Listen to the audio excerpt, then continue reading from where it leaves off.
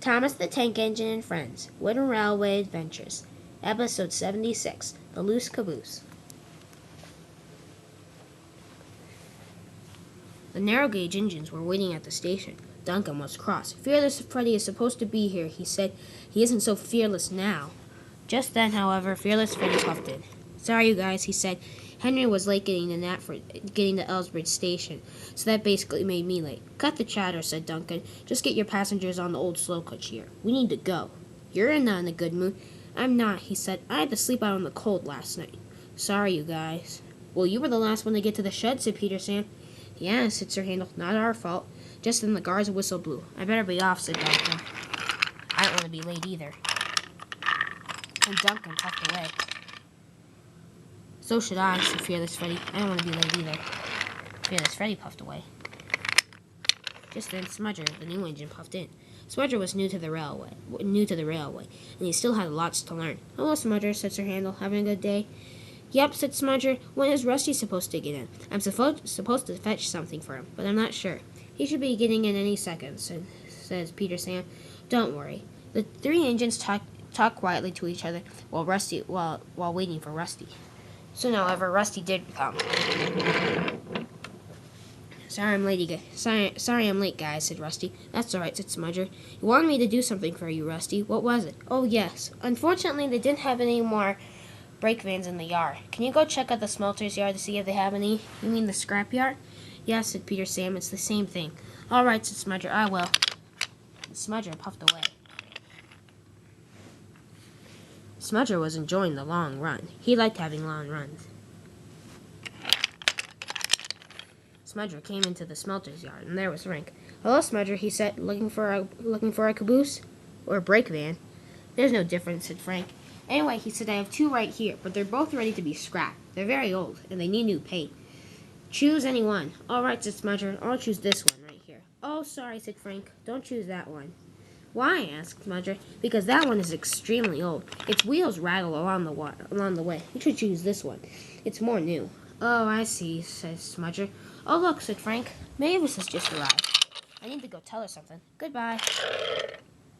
And Frank puffed away. Smudger didn't like being told what to do. Who cares, he said. It doesn't make a difference. And he chose the caboose on the left. Smudger came to Knapford Station. Here's your caboose, Rusty. Oh, thank you, said Rusty. Just put it on the back of my train. Perfect, said Rusty. Thank you very much, Smudger. You're welcome, said Smudger. He went to go sit in the siding. And soon Rusty was off.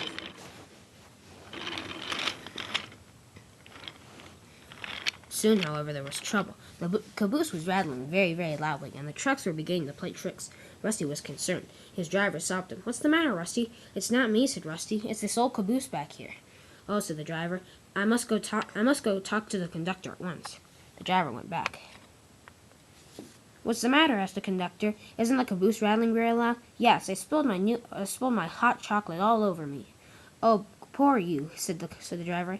Anyway, we're going to stop at the smelter's yard and get a new one. All right, said the conductor. I'll get out then. Good, said the driver, and he walked back to Rusty. The driver told Rusty the plan. That sounds like a great plan, said Rusty, and he puffed away. They came into the scrapyard. All right, said the driver.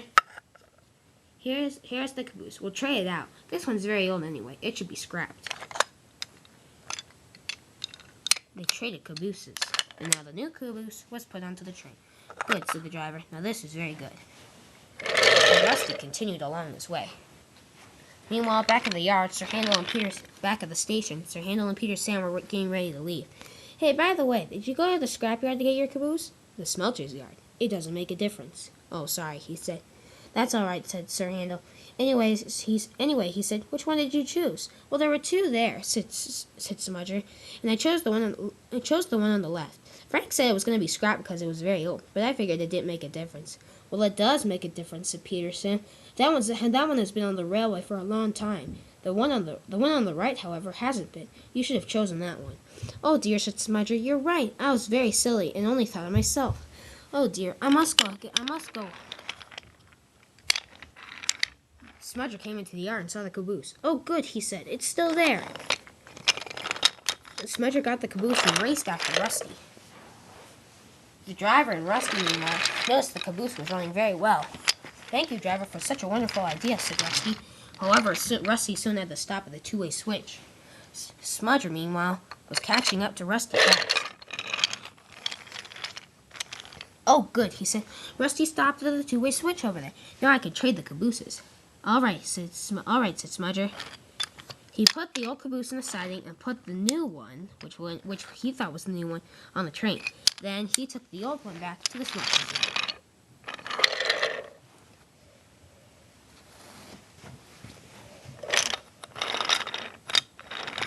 "Good," said Smudger. "Now nobody will notice a thing."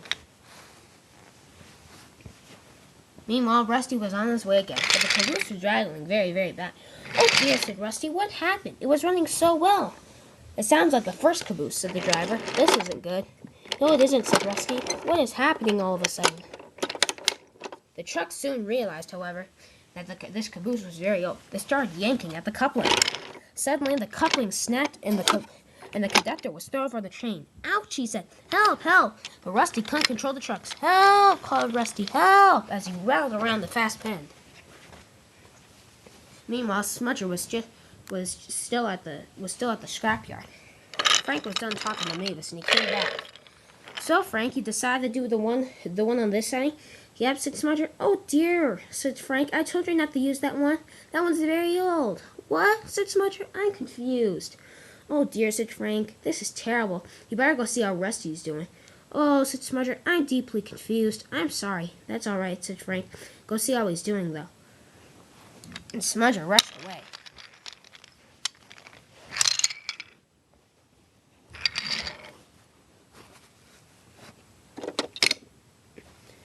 Smudger rushed through a tunnel. "Oh dear," he said. "There's the old caboose."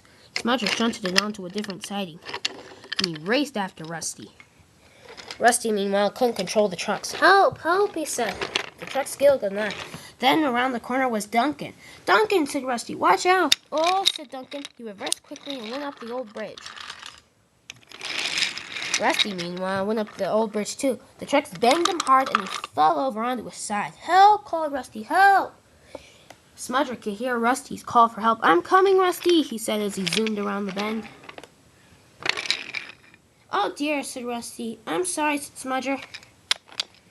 Smudger came to help. "Rusty," he said, "I'm sorry. I caused the entire accident. I didn't mean to." "That's all right," said Rusty. "Anyway, could you go get the breakdown train?" "Yes," said Smudger, "and I'm sorry what I said to you." "Oh dear. I'll go get the breakdown train, and I'm sorry." "That's all right," said Rusty. "We're still friends anyway."